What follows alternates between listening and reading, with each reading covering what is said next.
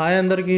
మీరు ఎప్పుడైనా he was inarticulate in the meeting లేదా ఫియర్ మేడ్ హెర్ ఇనార్టికులేట్ అనే మాటలు విన్నారా? ఈ ఇనార్టికులేట్ అనే ఇంగ్లీష్ పదం అర్థం తెలుగులో ఏంటో, ఎలా వాడాలో ఈ వీడియోలో మనం తెలుసుకుందాం. So let's begin.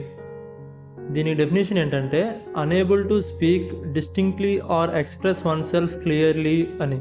అంటే తన ఆలోచనలు లేదా భావాలను స్పష్టంగా సరిగ్గా చెప్పలేని వ్యక్తి అని. అంటే భయం వల్ల కావచ్చు, లేదంటే ఆందోళన వల్ల కావచ్చు, లేదంటే భాషా నైపుణ్యం లేకపోవడం వల్ల కూడా కావచ్చు. దీన్నే ఇనార్టికులేట్ అనే వర్డ్తో మనం చెప్పొచ్చు. అంటే తన భావాలను స్పష్టంగా వ్యక్తపరచలేని పరిస్థితి అన్నమాట.